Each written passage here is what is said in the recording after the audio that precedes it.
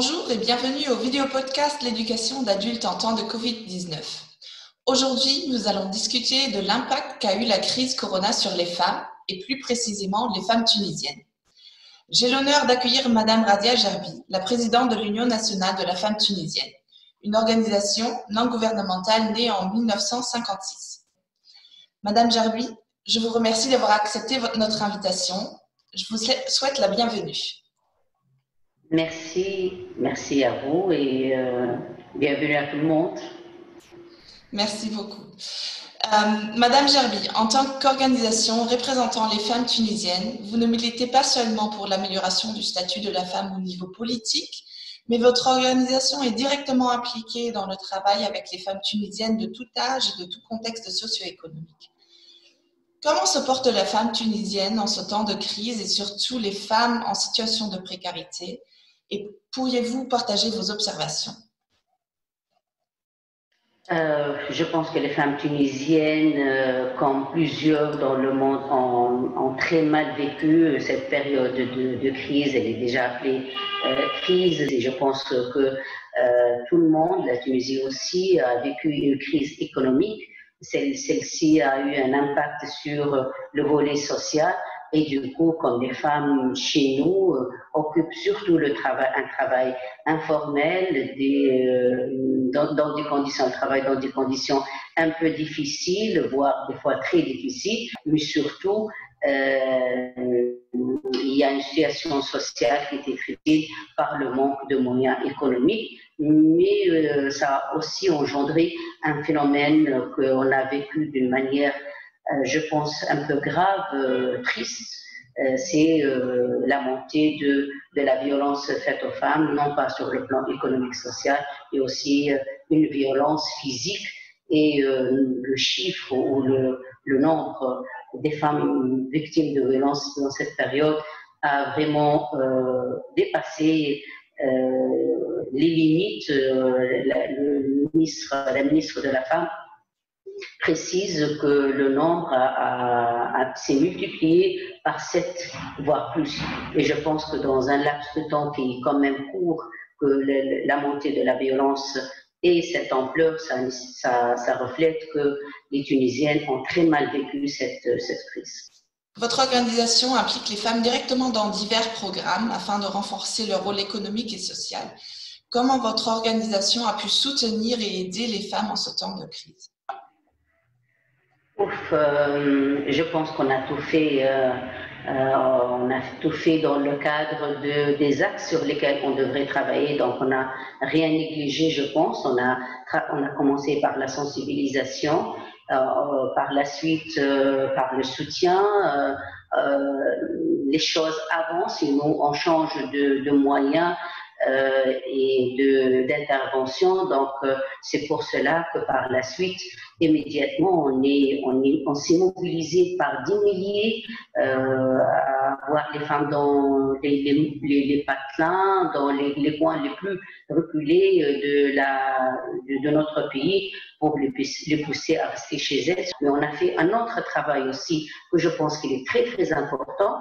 On a cousu plus que 60 000 masques et ça, je pense que c'était extraordinaire parce que plusieurs d'entre nous se sentent aventurés, si j'ose dire, pour aller dans certains centres qu'on avait et qui étaient destinés aussi aux femmes analphabètes, là où on essaie de leur faire apprendre un métier ou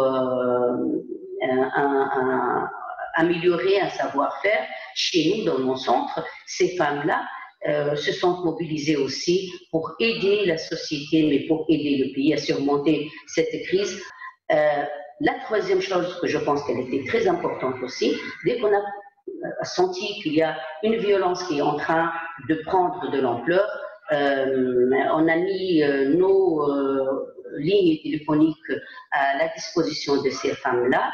Et par la suite, on a participé avec une autre instance constitutionnelle chez nous en Tunisie à mettre leur numéro vert à la disposition de notre organisation pour aider les femmes victimes de violences, tout type de violences économiques, sociales, corporelles, morale, psychologique, ainsi de suite. Et on était au secours de ces femmes-là, soit par l'orientation, soit par le conseil, l'écoute, mais des fois même, on était là pour secourir plusieurs d'entre elles qui étaient obligées à être dans la rue, rejetées par le mari ou par la famille.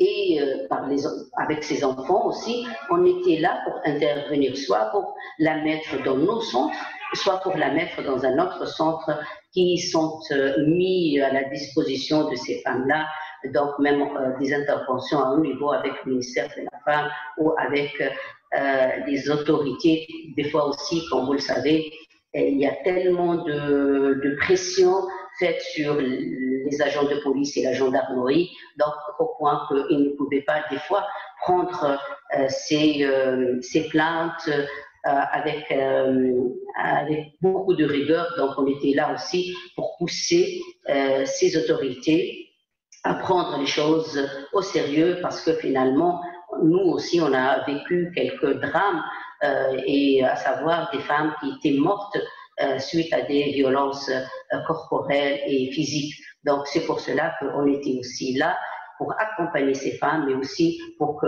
les autorités prennent les choses au sérieux. On a mis aussi un petit programme qu'on est encore en train de ficeler, mais on l'a commencé durant cette période-là, à savoir le corona vu par les enfants. Parce que si on parle de la violence faite aux femmes durant la période de corona et subie par les femmes durant cette période, personne ne parle des enfants. Alors que les personnes, ce sont des personnes incapables de porter plainte, incapables de parler de leurs souffrances ou de ce qu'elles ont vécu, alors qu'ils étaient cloîtrés dans un espace des fois, ou plusieurs fois, et minime et petit, donc ça étouffe. Et puis le fait de ne pas sortir, c'est très difficile pour eux, alors que personne n'en parle. Donc nous, on a eu l'intelligence de comprendre que les enfants aussi ont beaucoup souffert de cette période-là, à travers l'écoute qu'on a fait avec les mères ou les femmes. Donc les femmes, quand elles parlent de sa propre expérience de ses peines et de la violence subite durant cette période, elle parle d'une manière, disons, jointe de son enfant. Donc, elle n'est pas là fixée sur son enfant, mais au cours de la discussion, tu comprends que son enfant aussi était maltraité ou malmené, ou il a eu aussi quelques claques, ou il a été lui-même victime de violence. Donc, suite à ça, on a dit, on va faire une petite enquête auprès des enfants, ou avec les enfants, pour savoir comment eux, ils ont vécu cette période de confinement, comment ils voyaient ce virus, c'est quoi ce virus, et à travers le dessin. On a demandé à plusieurs enfants, à plusieurs familles, de laisser leurs enfants s'exprimer, et s'exprimer sur un bout de papier, pour nous dire comment il a vécu cette période de confinement. Donc, on a collecté maintenant plus que 70 dessins, et je pense qu'on va faire une petite exposition bientôt, et on va ouvrir le débat sur ça, et ça va être, je pense, ça sera dans le mois prochain. Je voudrais maintenant regarder sur le rôle de la femme d'une perspective plus globale. Nous entendons souvent dire que la crise est une période décisive. D'un côté, elle a de graves implications au niveau économique et social pour beaucoup de gens. De l'autre côté, elle nous donne la possibilité de changer ou au moins questionner tout ce qu'on a considéré comme acquis. Que peut signifier cette crise pour la cause des droits des femmes?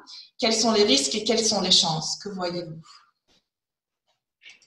Bon, il n'y a pas que du négatif dans cette période je pense qu'il y a quelque chose qui est sympathique. D'abord, cette union internationale, cette compassion internationale, comment dirais-je, du coup, on est devenus tous humains. On a oublié nos différences de couleur, de langue, de sexe. Donc, il y a un danger imminent qui nous touche tous. Donc, du coup, il y a ce phénomène de solidarité. Il y a aussi un discours qui est devenu presque le même, identique, c'est à savoir comment préserver les vies des humains, et ça c'est magnifique. Je pense qu'il est bien aussi pour nous, c'est que on s'est rendu compte que ce n'est pas avec les prières qu'on peut guérir les vies, mais avec la science, avec le développement scientifique qu'on peut guérir et sauver des vies. Et ça aussi, c'est très important parce que des fois, on néglige les sciences, on néglige tout ce qui est scientifique et on reste dans le spirituel et tout ce qui est religieux, alors que bien c'est magnifique peut-être une culture spirituelle dans le cadre des émotions, dans le cadre de la paix interne. Mais pour guérir des gens, il n'y a que la médecine qui peut le faire. Et ça aussi, c'est extraordinaire. C'est une très bonne leçon. Même pour nous, ceux qui, là où il y a des partis politiques qui croient qu'on peut tout résoudre avec les religions, alors que c'est pas possible. Donc ça, je pense que c'est magnifique aussi. Bien sûr, ce phénomène qu'on a vécu sur ce virus nous a aussi laissé ouvrir les yeux sur plusieurs problèmes ou plusieurs phénomènes ou, disons, exigences telles que l'apprentissage et l'éducation. On ne peut pas continuer, et l'analphabétisme aussi. Maintenant, je pense que l'analphabétisme, ce n'est pas ne pas savoir l'alphabet A, B, C, ou même ne pas apprendre un métier pour pouvoir s'intégrer dans la société ou y avoir une autonomisation économique. L'analphabétisme maintenant, hélas, si vous ne savez pas les moyens technologiques, les moyens de communication nouvelles, vous êtes analphabète. Donc voilà, je pense qu'on a tiré des leçons et on devrait nous-mêmes se questionner sur ce qu'on devrait faire les jours et les mois, les années à venir. Madame Gervais, je vous remercie infiniment d'avoir mis en lumière le rôle de la femme en ce temps de crise et d'avoir partagé vos observations des dernières semaines avec nous. Nous vous souhaitons beaucoup de courage pour votre travail et votre lutte pour le renforcement de l'autonomie de la femme. Restez en bonne santé et au revoir. Merci.